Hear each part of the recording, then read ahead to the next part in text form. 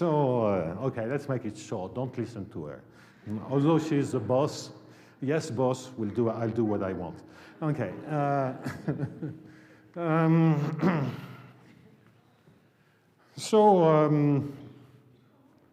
In fact, don't read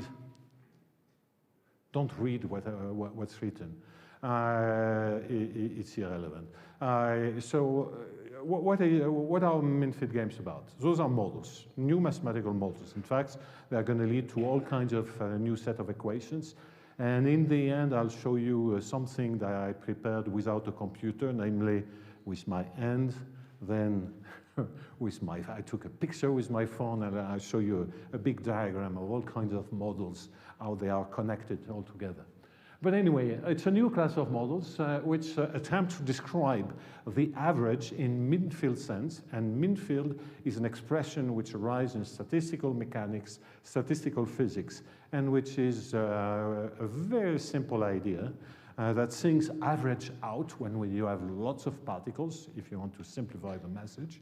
And this is a very basic idea in mechanics and physics, which leads to all kinds of equations from Boltzmann to Navier-Stokes, heat equations. All those classical equations of physics and mechanics are indeed min-field equations. You average out the behavior of all the particles, except that now there is a game. So instead of particles, we have agents, okay? So it's a min-field theory in a game situation. Game thought in the sense of Nash equilibria. Okay, I will remind you what are Nash equilibria on the very simple examples.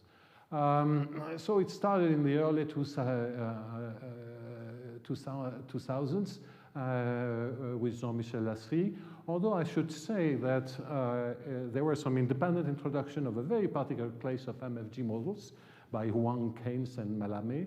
And then in some sense, whenever you have an idea in terms of modeling, you can always find ideas of a similar kind that appeared before. And here I want to mention some particular case which were introduced by economists or in game theory, which are called anonymous games, and which are discrete time and something which is called no common noise. There is also a very famous paper by Crussell-Smith. So you see that's why that's being mentioned. Let me try to use that. Anonymous games, Crussell-Smith. This is an amazing paper by two top economists. In fact, I had no clue this paper existed, except that we were aware that what I'm going to explain later could be really useful for in economics. And so visiting Chicago, I went to the math department, to the economics department in Chicago. I knew the people there. I gave a talk in front of all those Nobel Prizes and so on. And they got excited. And Bob Lucas, who is one of the Nobel Prize winner a long time ago in economics, told me, Pierre-Louis, you should look at this paper. I'm sure that they don't know it, but they are doing some min-field game. And he was right.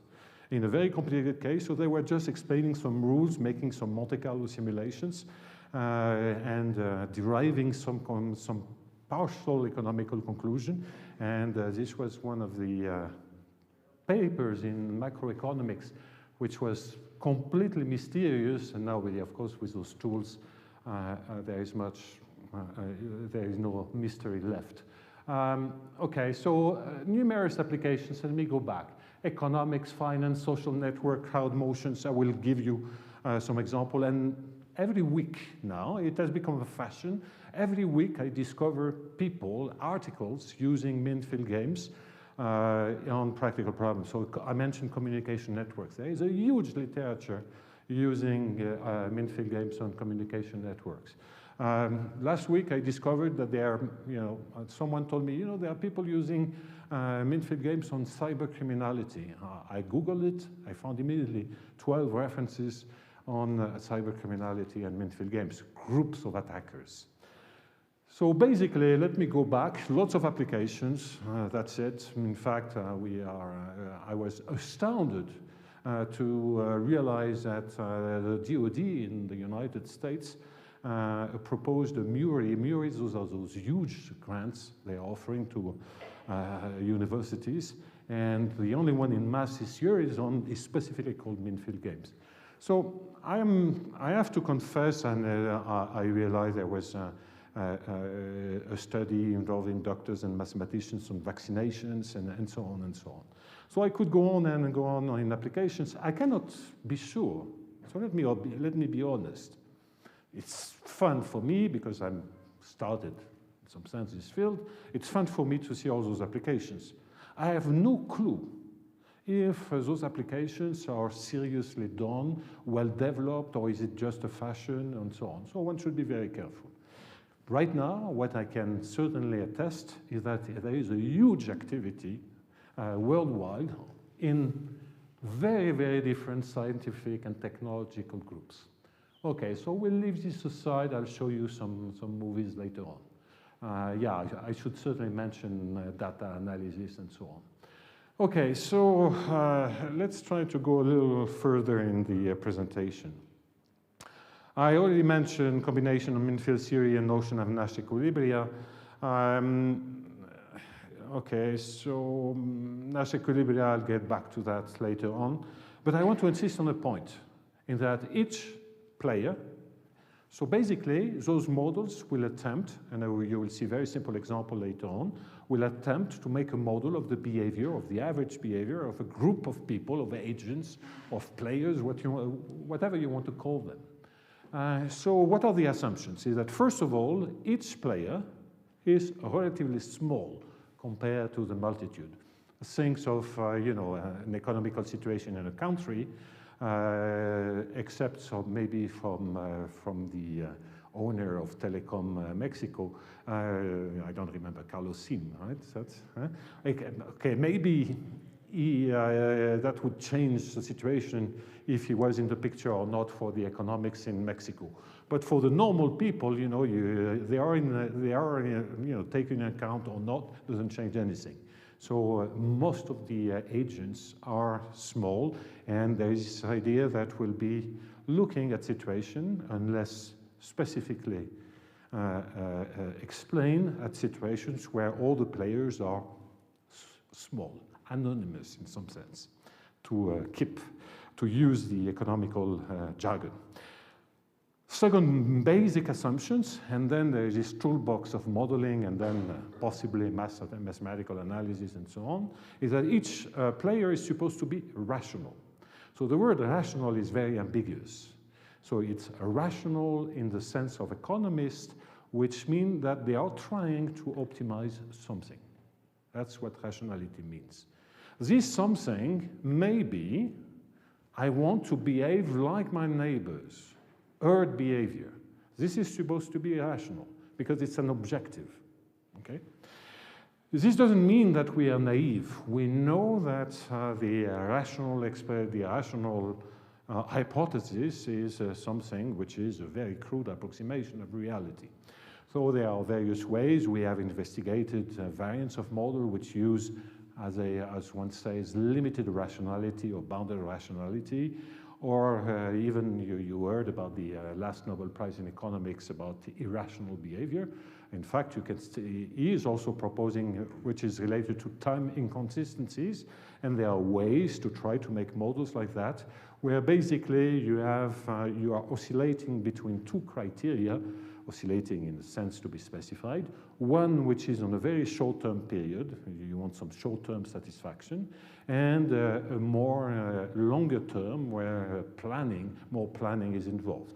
And how to combine them, that's, since you have two time scales, there is a time inconsistency, so it's not rational in the usual meaning. So lots of variants, I don't want to go there now. So rational small agent. And the type of feedback loop you have is that, of course, the community has an influence on each agent because he wants to optimize his behavior in a situation which is created by a community. And of course, if all the community is made of people that have the same type of preferences, otherwise you need several communities, then the action that each player chooses will make the community evolved. So community is involved in defining the action of each individual, and the dynamics of the community is the results from the individual decisions. So there is this feedback loop that we will see later on in some ugly equation. Okay, lots and lots of models, and that's it. Enough blah blah. Simple example. Okay. Simple example. So usually I say, if you want to have an idea, is we want to go near the sea to the beach, and the question is, where are we going to put our towel on the beach? So there might be places of interest for French people, and I guess that Mexicans are not so different. It's a place, it's hot, place where you can have a drink, eat an ice cream, and so on. So that's a place of interest. And then there are possibly lots of people on the beach. Okay. So what does that mean? Does this mean that there is a certain space, you have n players? This is a very classical game, which doesn't need our mathematical theory to be solved. People knew that in game theory for a long, long time, the n-player situation. So n players choose, each has to choose a position where to put his towel, xi, according to a certain criterion that depends on the others. Because basically, usually you don't want to put your towel at a location where there is already a towel, okay? Just to give an example. So it depends on the others. So it's a criterion that involves the positions of all the others. What is a Nash equilibrium? It's an equilibrium, like a fixed point situation. For if you fix n-1 positions at this equilibrium, the remaining position should be a minimum of its corresponding functional where you have frozen all those guys. So you see, here is a mass definition. Sorry about that. This is an equilibrium. If whenever you fix an index, the corresponding point should be a minimum of is functional, the ice one, where you have frozen all the positions. So this is the idea, very natural idea for of Nash equilibria. This is a beautiful, I mean, everybody has heard about Nash as a mathematician, but also because of a movie on Nash's life some years ago. But Nash wrote maybe a 2-page paper. Maybe it was 3-page on Nash equilibria, with a little bit of mathematical analysis. And he got the Nobel Prize of Economics for this 2-page paper. The notion is simple, but I mean, someone had to think about it. Well, however, lots of difficulty with this notion. Non-existence and non-uniqueness, crazy equilibria, and so on and so on. Question we are going to raise, and we are going to answer yes to the question simpler, is when you let the number of players go to infinity, could it become simpler?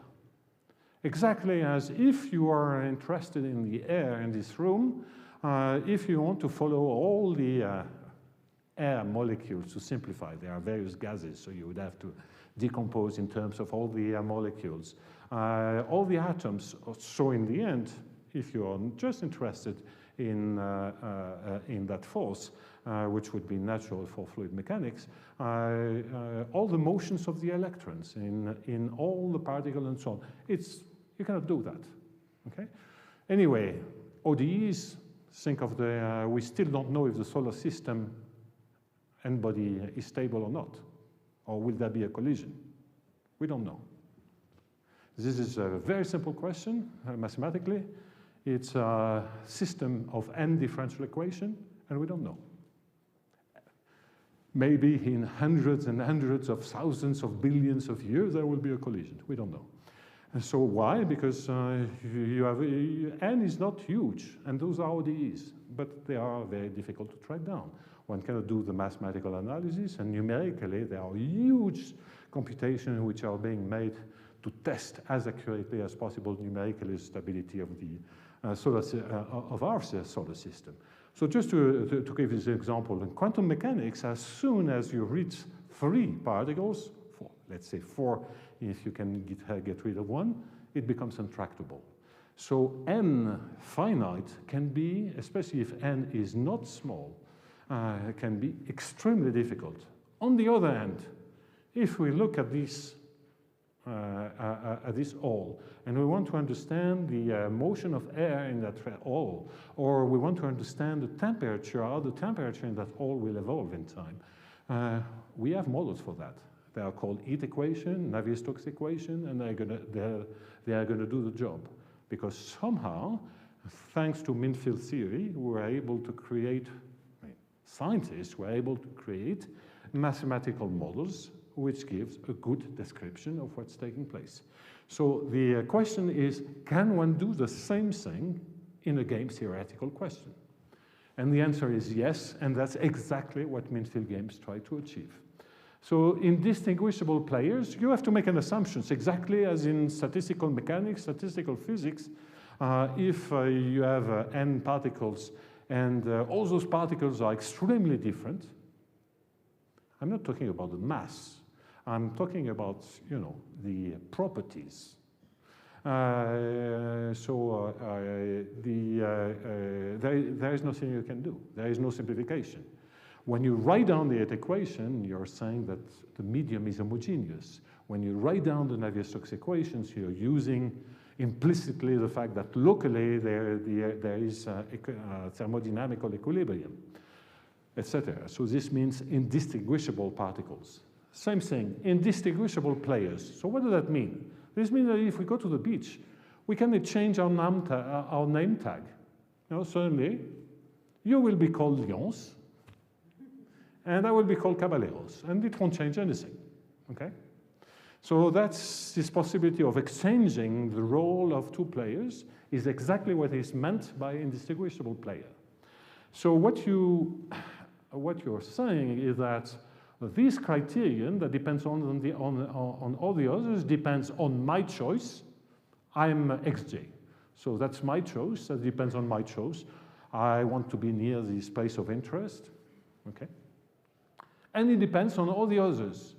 But view from this guy, view from my perspective, all the others are the same. I can exchange a name tag, they don't change anything. So it's a function of one variable, and of course n minus one other variables, but this is a symmetric function of these n minus one variables. And of course, I play the same role than the other, which means that this function f for me is the same as the one for her. So there is a single f. So this is more structure. We still go back to the usual difficulty with Nash equilibria, still there even with that structure. You may have crazy Nash equilibria, non-unique, blah, blah, blah, and doesn't help much. However, it will allow to pass to the limit as n goes to infinity. Of course, you have to change point of view slightly, mathematically, very simple, because clearly here we have a function of n variables.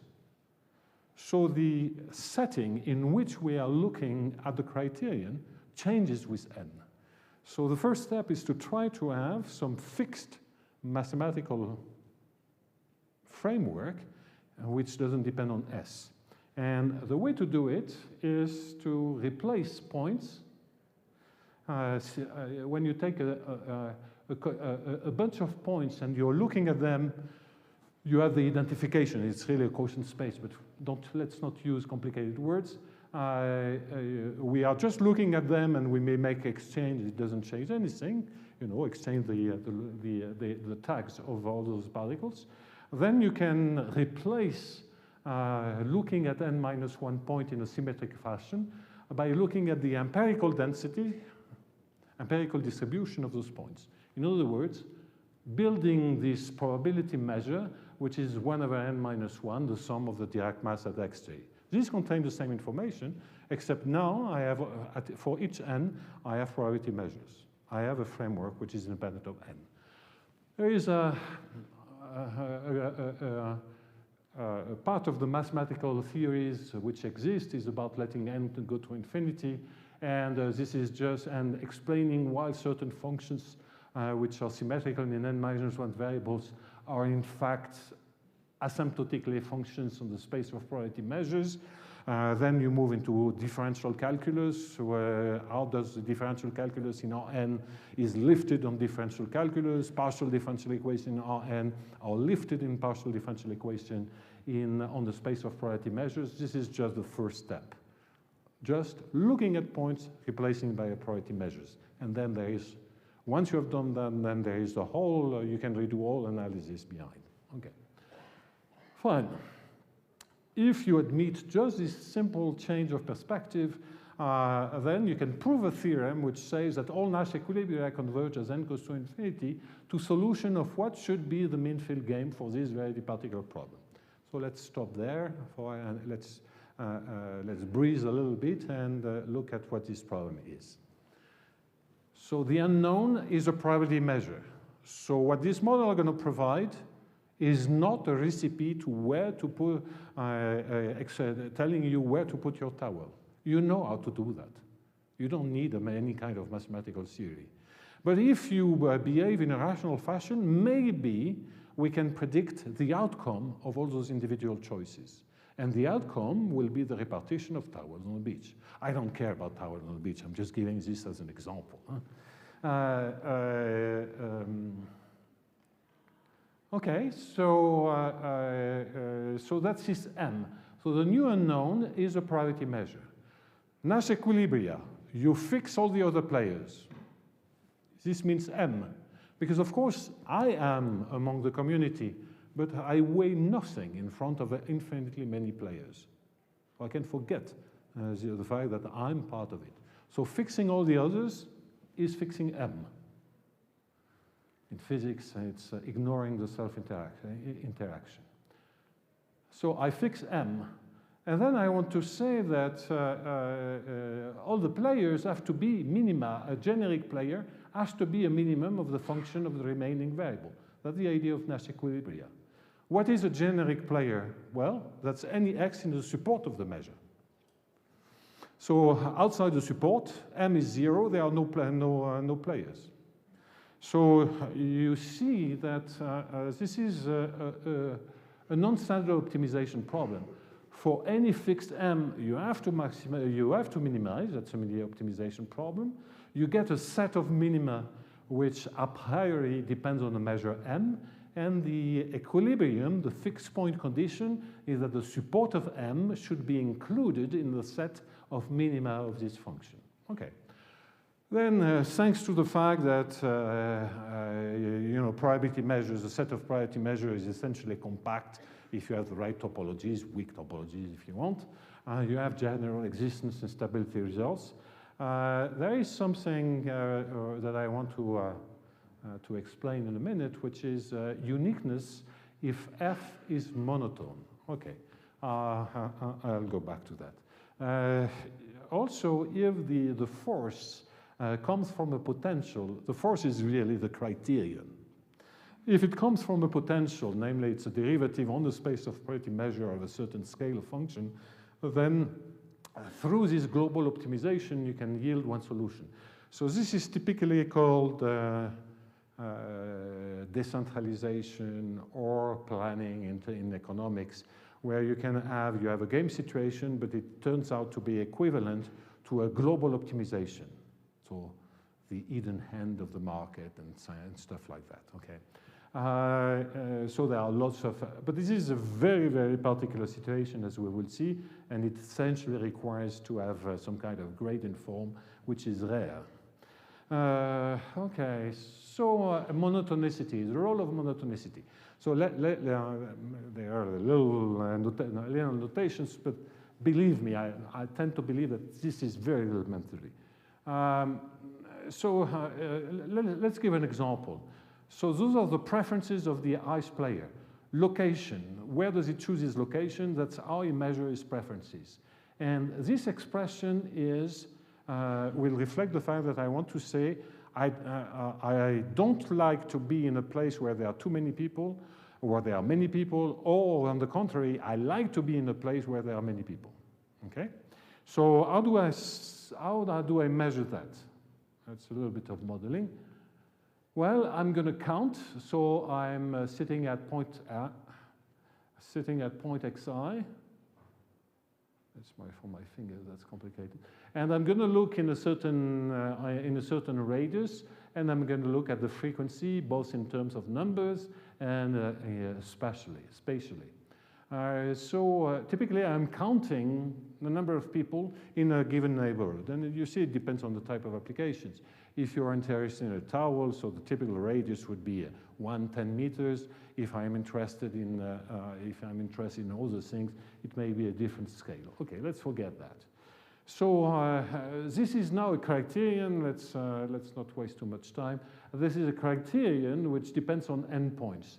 This is the version on the space of probability measures, f of x, and the function of the measure is this g function. I've not yet explained what is g, of the convolution of the probability measure with the normalized indicator function of that ball. So in particular, if you want to idealize this, you let epsilon go to 0, and you have f of x plus g of m of x. So what is g? So here I'm counting how many people are around me. So if g increasing and I want to minimize, this means that I'm averse to having too many people around me.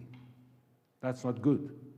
On the other hand, if g is decreasing, this means that as I usually say, normal people tend to avoid very crowded places.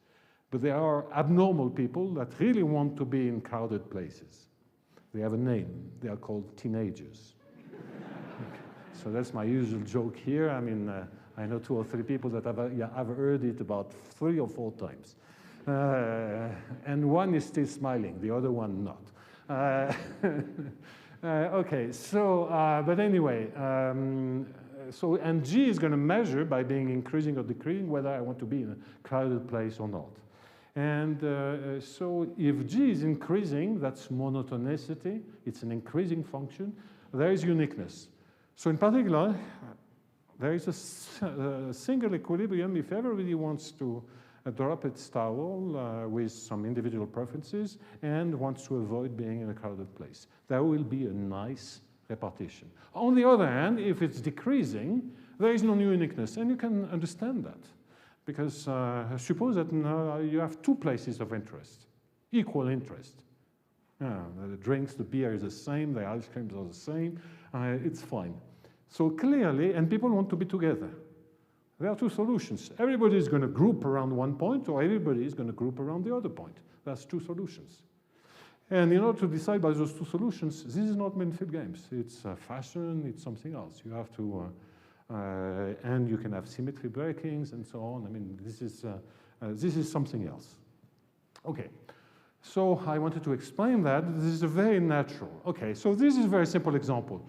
What do we learn? Forget about towers and so on. We learn that by switching our point of view from endpoints to probability measures, the price being paid in terms of having now problems, equations which are set on the space of probability measures, if we are willing to pay this price, then there is a way to set up limits, at least formally, and one can justify this in many cases, although this is hard mathematical work. One can set up models, equations, which are at least partially posed on the space of probability measures. I'm going to show you one example of such an equation in the space of probability measures. It's going to be an equation that tells that it's really awful, okay? So I don't want you to have nightmares tonight, so please be careful when looking.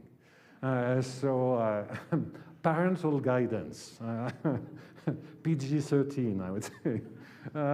Okay, so so here's the equation. I don't expect you to say, oh yes, of course, but you forget a term in the second line, which is plausible, by the way. I will try to explain. So first of all, what I want to emphasize is that we're going to switch to a dynamical problem with a finite horizon t, continuous time and space. The noise is going to be very simple here, Brownian noise. Okay, now we have each player is submitted to random events called Brownian noise, and they are indistinguishable. So what does that mean? This means that there are only 2 options. It's always a combination in such a situation of one common Brownian noise and independent bounded noise from one player to the other. There are no other possibilities because of symmetry. That's a trivial observation. Okay? So in what I'm writing, the nu corresponds to the amount of independent noise, while the alpha corresponds to the amount, roughly speaking, of common noise. The value function is now a function that depends on x. I have to explain what x is. M, priority measure, that's a state of the community. So all states are possible, and given a state and a certain objective, I need to understand what is the best possible value I can have for the community. And that's a U function that depends on x. So what is x? X is a bunch of variables which are the description of each player. It could be its age, its position, its wealth, whatever. So you list, that's for model making, you list in X how you're going to describe the state each player is in. Okay? In particular, I won't do that, but it may be in a situation where X itself is infinite dimensional, because it could be an history, a past, it could be an histogram, a measure, and so on. In which case, the M is a measure on measures, but I don't want to go there. Although I will introduce another point of view which makes this type of extension not more difficult. But anyway, so there are a bunch of Laplacians that's bound in motion.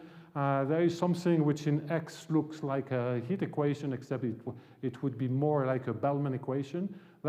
This part of this is called, is very much reminiscent of Hamilton-Jacobi-Bellman equation, which mean that they are the controls on drift only. It's a pure Laplacian. The criterion on only the criterion depends on M, and there is no intertemporal preference rate. I will come back to that later on. So then that would be, if there was no M, that would be a pure Bellman equation, which is optimal dynamical control. It's well-known equation that corresponds to that situation. Except now everything depends on the others, and whenever I choose by optimization a certain policy, it will affect how the group evolves, the community evolves. So that's why you have derivatives with respect to the probability measures. So those are first and second order derivatives. I don't want to discuss, but this is the effect. Each player chooses, and its action make the measure move, and thus the best possible value function for this has to move as well, and it moves by reacting with such terms. So you see the two parts of the equations. One is about choosing, and the other is if everybody chooses, this makes the community moves.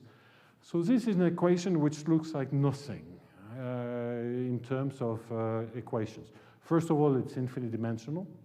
Second, it has no particular mathematical structure which had been identified previously in the zoology of partial differential equations.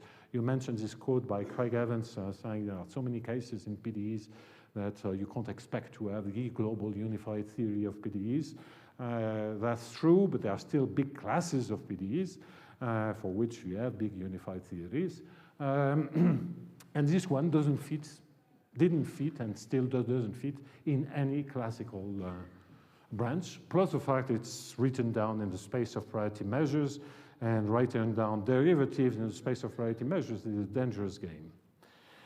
Okay, let's move on. Okay, so I want to mention two particular cases where this infinite dimensional problem gets simpler. One is a situation where there are only independent noises. So each player has his own random events, independent from one to the other, and are not submitted to a common noisy background. In physics, usually when you have interacting particles, they may have independent noises. In biology, in economics, and so on, there are shocks. There are things that affect everybody. So this is a very strong assumptions, but that's the only case where we can reduce it in a purely continuous fashion, in a purely continuous setting, independent noise is the only case where, where am I? Yeah. Where we can write down a system of equation in 5 dimensions, which is really an integration along characteristics in M, too technical, which combines some kind of Bellman equation and some kind of Fokker-Planck equations, the two being really coupled. And it's a forward-backward system, and this I want to explain. Fokker-Planck is description of the evolution of the community. That's forward-looking, although I changed sense of time here, but forget it. Because we are just following the history of the evolution of the community. Bellman equation, it's about choosing, it's about controlling, it's about decision-making. Decision-making, choosing is always about anticipation. There is no way you choose without anticipating, at least for some period of time. So this is naturally backward in time, okay? So that's why you get some kind of heat equations, extremely nonlinear heat-like equation, but one is going forward, the other is going backward. It contains many, many classical equations that I wrote down here, but that's irrelevant. Okay, the other example that I want to describe is the case where the variables describing the state of each player are discrete. So it's a finite state space. Finite state space means that to describe a player, I'm just having to say that it is in site I. That's all. Okay, that's discrete. But there's still an M. M is going to be the repartition, the probability density, so the histogram of how the various people are in, how many are in site 1, how many are in site 2, and so on. So there's still an M. And those are continuous variables. Okay? So the X now stands really for the M in the discrete space. And so in a finite state space, what you have is a system of equation which is, in the terminology, in the PD jargon, it's called a non-conservative hyperbolic system. So essentially nothing is known, period, on such systems, which has, however, a very particular structure, but that's too technical. So it's a non-conservative hyperbolic system. So the only advantage, although it brings a class of equations for which there is nothing in terms of general results, mathematically speaking, at least it's finite dimensional.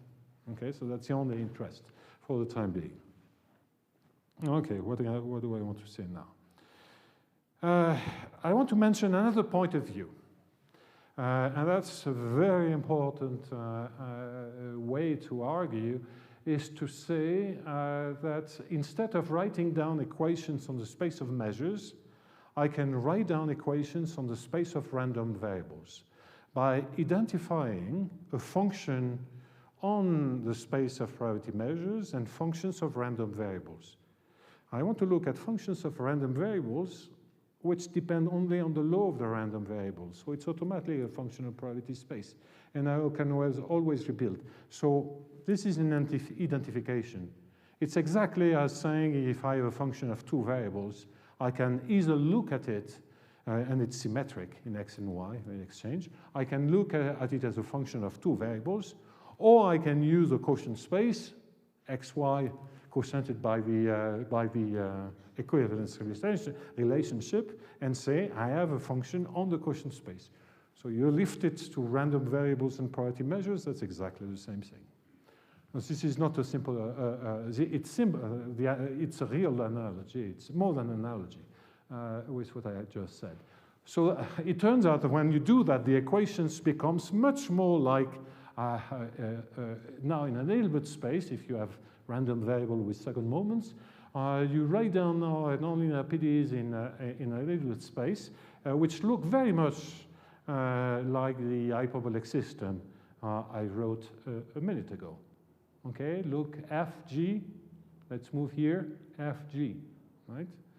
Except now X is a random variable, and U is a mapping from random variables into random variables, which is equivariant. I don't want to get into that. So okay, so there are ways to look at those things. So in fact, this means that when we look at a function, a symmetric function of n variables, we have three ways to look at it. We can look at it as a function of x1, xn, which is symmetric, the usual way. We can look at it as a function of the empirical measure, 1 over n sum of the delta xi's, or we can look at it as a function of our random variables, at least those random variables that takes only values x1, xn with probabilities 1 over n. Those are 3 points of views which are completely equivalent. And of course, when you lift them as n goes to infinity, you have the various point of views that I'm mentioning now. And mathematically, from the analysis point of view, if you can work in an L2 space, you have now a linear structure. So you have classical differential calculus.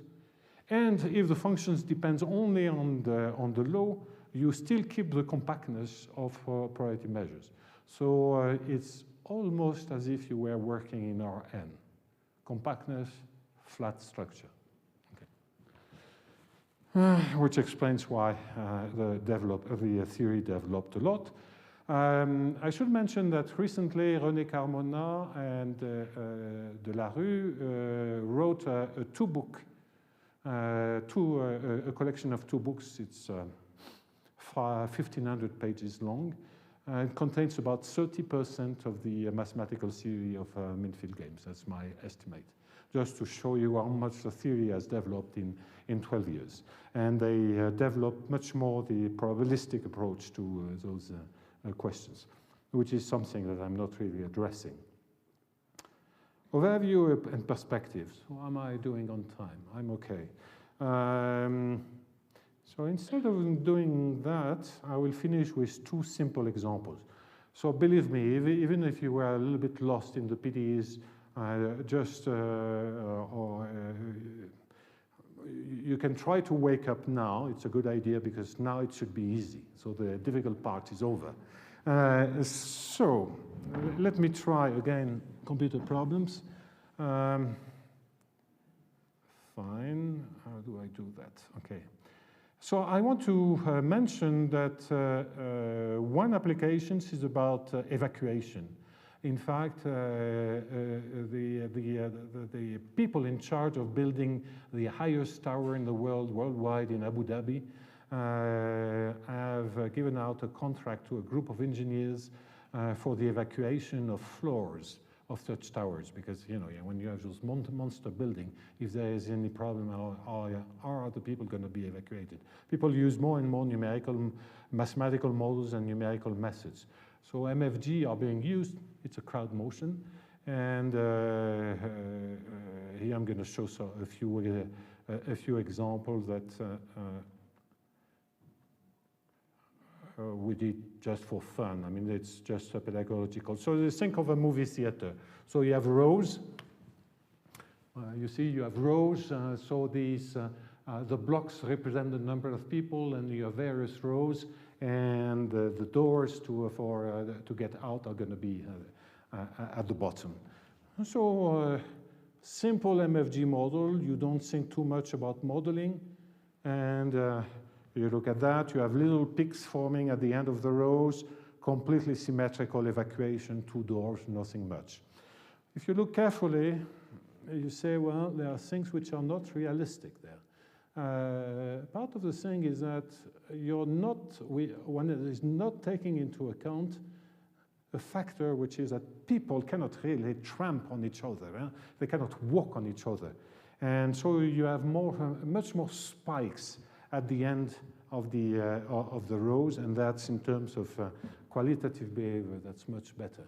And then we made a more complicated situation, which is a common shock, so common noise, if you want.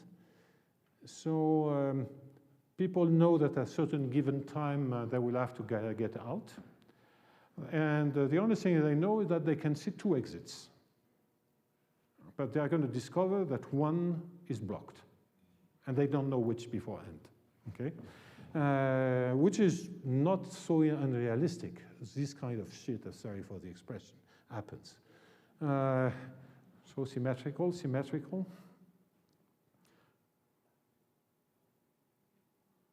Okay, it's building up. And so you see, of course, the exit is of course the one on the right. So those are just pedagogical examples which shows what is how the toolkit can be used. Then you can start to discuss. Then we are still very far away from the movie I showed you in the beginning for the intersection in India. I'm perfectly aware of that. Although the main we can obtain the main phenomenon.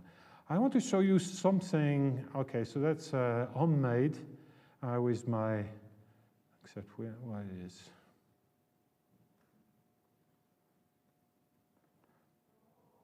Let's see. So I told you it was homemade.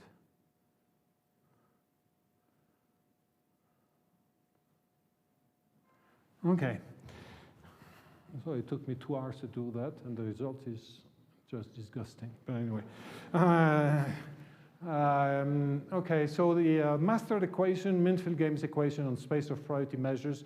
If the size of the community is not fixed, then you have bounded measures, not M, or in Hilbert space. When it comes from a gradient, you have Hamilton-Jacobi-Bellman equation on P, M, or H. The two cases I mentioned, independent noise, those are finite dimensional problem, hyperbolic system, forward, backward Minfield-Games. All this comes from Nash equilibrium as n goes to infinity. In fact, there is questions in physics which give rise directly interacting particles with enlarged deviations, which give rise to problems of that type. Okay, in the potential case, this becomes a Hamilton-Jacobi-Bellman equation. In the case of independent noise as method of characteristics, it becomes forward-backward ODEs. And if you do that, now you reverse the order of, you now use independent noise on this, and what you get are forward-backward, completely general Hamiltonian system. There is a bunch of arrows which are called lambda goes to infinity. I want to mention that because it's very natural. Lambda goes to infinity is, lambda is a parameter which is going to measure the intertemporal preference rate. So this is going to tell you how much the future counts now. So clearly what happens in a year from now may count, but maybe a bit less than if it were happening today. So that's the role of discount factors, intertemporal preference rate. When it's very big, it means that the future counts less and less. You become more and more myopic in your anticipations time-wise. And so when lambda goes to infinity, you become blind to future anticipation and you just react immediately. And that's called, you know, if you were in a finite state space, that would be called an agent-based model. And if you have a continuous system, that would be kinetic models. And so this limit lambda goes to infinity that we worked out recently from the master equations gives kinetic stochastic partial differential equations. At Nash equilibria, it becomes n interacting particles. That's good to know. Finite state space, it's ODEs or agent-based model. You see that all this makes sense. Lambda goes to infinity with independent noise. This becomes kinetic PDEs, deterministic ones. Here, there you have noise, Brownian, or jump, or whatever. Okay, this is more or less the global picture, which is not of all PDEs, but it contains lots and lots of PDEs, which are about the description, always. What do they have all in common? Is that you are trying to describe a group of particles, a community of particles, a community. And you have one part of the diagram, the upper part, which is about decision making, and the lower part is we react mechanically, okay? Like physical expressions. Okay, so I wanted to show you so you see how this global picture of trying to make models for the evolution of a community, how this picture is organized, at least in my mind. Some people may disagree with such type of organization. Okay, time to finish with two simple examples.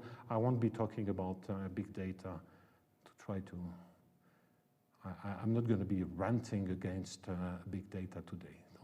You will escape that. Although I don't say, well, anyway.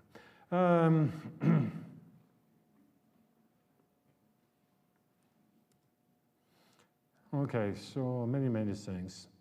Two more S examples. S stands for simple, but it stands also for silly and stupid. So I think this is a very good way to ask you to listen to what I'm going to say now. One example is at which time will the meeting start? So here is the rule of the game. A bunch of people have to go to a meeting. They don't really know how long it will take to go to that meeting because they have to use public or private transportation in Paris, for instance. I suppose that Mexico City wouldn't be that different, so you're not totally sure to make it in time. Plus the fact that if you're in a civilized country, the meeting won't start exactly on time. And okay, it may look good to be there on time, because for those who have been on time, it looks slightly bad to be there a little bit late. Okay, so there is a little cost of being late, and there is a much steeper cost if you get there after the meeting has started. Then you really look bad. When does the meeting start? Well, enough people have arrived, okay, like for 80%. That's a minifield game. So you translate this in a minifield game situations, and you can make numerical computations or more explicit computations. You have various parameters, and even physicists have looked at it from a phase transitions point of view, depending on the various parameters and so on. Physicists are now working a lot on minifield games. Okay. So that's his example. But I prefer, being in Mexico, I have to talk about the hola, okay? So the hola in America, in Northern America, in the United States, is called the Mexican wave. You know what the hola is, okay? Good. You know where it started? It's called the Mexican wave. You should know that. Come on. Even if you didn't know, you should guess. You're asleep. Okay, the hola. Yeah, indeed. This. You have about 100,000 people. They are not being paid to do something silly like that, and they do it, and the wave goes on and on in a very stable fashion. It started in Mexico, indeed, during the World Cup. We were discussing with some football experts. Football, we are in Mexico, we're not going to say soccer. Football experts, and I already forgot. I mean, it was a World Cup 86. Okay, so first hola was invented here. Okay, there has been a lot of scientific studies about the hola. Doesn't prove much. Given any subject, you will find thousands of references on any, even completely stupid subjects. Think of minifield games. Well, anyway, so in fact, I wrote, if you want to have some fun about statistics and big data, I do recommend reading the article in the New England Journal of Medicine, which is called Chocolate, Cognitive Functions and Nobel Prizes, explaining the high correlations between eating chocolate and getting a Nobel Prize.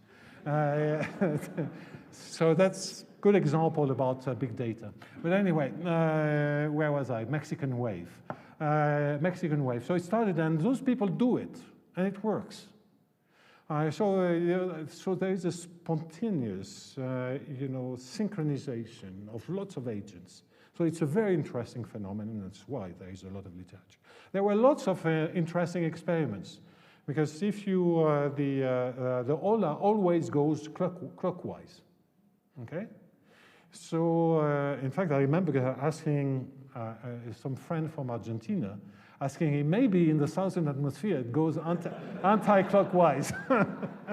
So, and the guy told me, yes. I got completely excited, and the day after it said, no, always the same way. So it has nothing to do with water in the sink and so on. Okay. So, but however, about counterclockwise, there was an experiment made during the Olympic Games in Sydney. So they made an Ola going anti-clockwise. It was stable, going at the same speed. Oh yeah, I forgot to say that. The speed has been measured. It's always the same speed all over the world. Okay? So it's a reproducible experiment. So then it makes some sense to try to have some kind of scientific explanation. I'm not saying that min-fit games is the right explanation. In fact, what we were really interested was in the propagation of crises of shocks in economics or financial situations. But we wanted to avoid controversies with economists and so on. So we claimed that we were studying Olas. To be happy, stay hidden. So out of our model work, and I'm going to stop in 1 minute, 40. So I'm obeying the boss. Huh? I'm just late. The idea is the following. This is how the toolkit functions. So in a given row, we are going to say there are 100 people, that's a lot, and we're going to take a probability measure on a row. So you will have two variables, the state in which one people is in the row, the generic player in the row, and the position of the row along the circle. Okay? Those two state variables. Assumptions, modeling assumptions. Moving is an effort, kinetic energy. You throw that in your Lagrangian. Position as a cost. Standing, I'm going to be ridiculous, I know, but just a little bit more. Standing is comfortable. Sitting is comfortable. In between, that's not okay. That's uncomfortable. So you have a cost function for position, which is highly concave, and which tells you that in between 0 and 1 are fine. 0 is sitting, 1 is standing. In between, that's painful. And then, final term in the criterion, I want to be in the same state than my neighbors. Okay, herd behavior. So you measure that, you make a local average, that's it. Okay, so you have two parameters. You crank the toolbox, modeling toolbox, you write down a model, you do some mathematical analysis, which is fun there, and you make a prediction. If, so you're assuming that all stadiums are basically the same size. If the coefficient in front of the term I want to be like the other is not too small, then there exists a unique periodic solution. Okay, it's unique, up to clockwise, anti-clockwise. So you have two solutions if you want. Unique, stable. So in particular, it always has the same speed. I'm not saying it's a good model for the Ola. I'm just saying that I made some assumptions on the behaviors, and I make a prediction which is consistent with what is being observed. Then, if one were serious about the Ola, one would need to make measurement to try to explain some transitions, why it breaks down, and so on. I'm not serious about the Ola. I just wanted to make, on this example I don't really believe in, who knows, but as a pedagogical example, how one uses the toolkit. Okay, so mathematically, I said there are two examples where you have finite dimensional equations and you have this infinite dimensional problem. In fact, and I showed you with the equilibrium for towers and places of interest, I told you if I don't want to be in the places where there are too many other, where there are too many people, monotonicity, then problems there are unique solutions. And that through all over the diagram I showed you. It's a complete general feature. In some particular models, you may have further uniqueness because you have a specific structure. But at least you have this. And the other piece of information I want to mention to close is that at least as a short horizon problem, it's always well posed. There is always a unique, smooth solution. It's like Cauchy-Lipschitz for ODEs, if you want.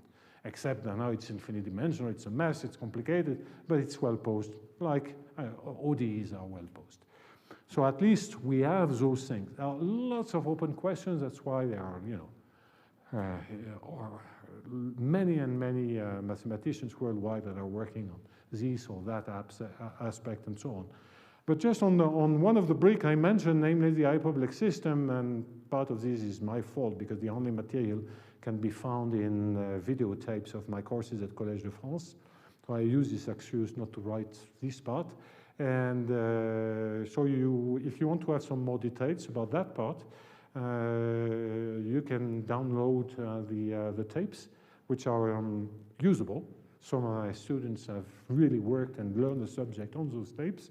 And you can watch them. Well, especially if you have troubles sleeping at night. So I recommend it. 10 minutes, you will be sleeping. So thank you very much.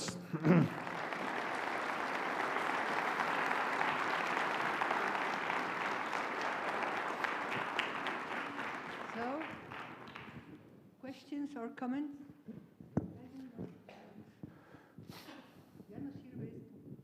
And also, if there is always a possibility of asking me directly questions. So the general theorem of Nash says that normally there is a mixed equilibrium and not necessarily a pure. Yes. And here I got the impression that in your case it always corresponds to a pure equilibrium.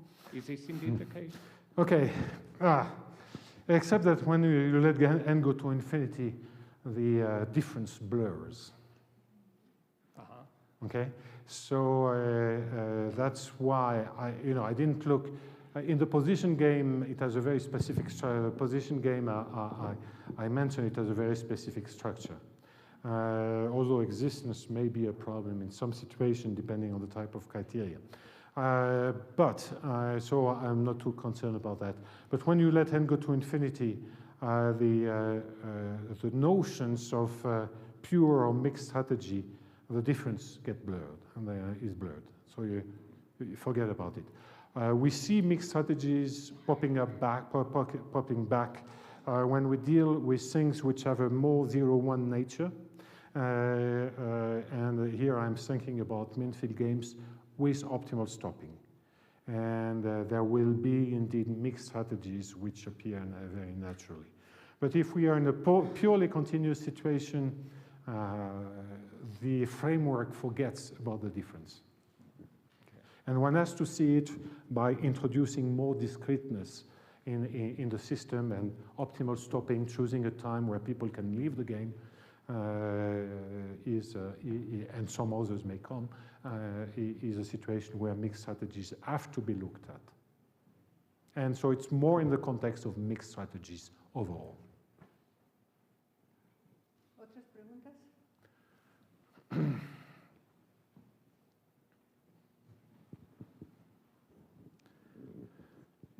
So you talk about the case when the number of players goes to infinity. What happens with the time horizon also goes to infinity? Okay, everything can be studied. When t goes to infinity, this is infinite horizon. I wrote down the equations for finite horizon. There are systems of equations which are by nature correspond to the infinite horizon problem, but they may still be time dependent in the sense that you will have an infinite horizon problem where you still have to say from which density, from which description of the community I started. So that's the general infinite horizon problems. Now, in some situations, because of ergodicity, because of simplifications, you may have stationary infinite horizon problems. But this has been studied, and we have some mathematical answers. You know, like in PDEs and analysis, there is never a final answer. Well, overall in maths, you can say there is never a totally final answer. But a complete description is always impossible, especially in analysis. And so we have lots of information. There are, again, thousands of open questions. But this is understood.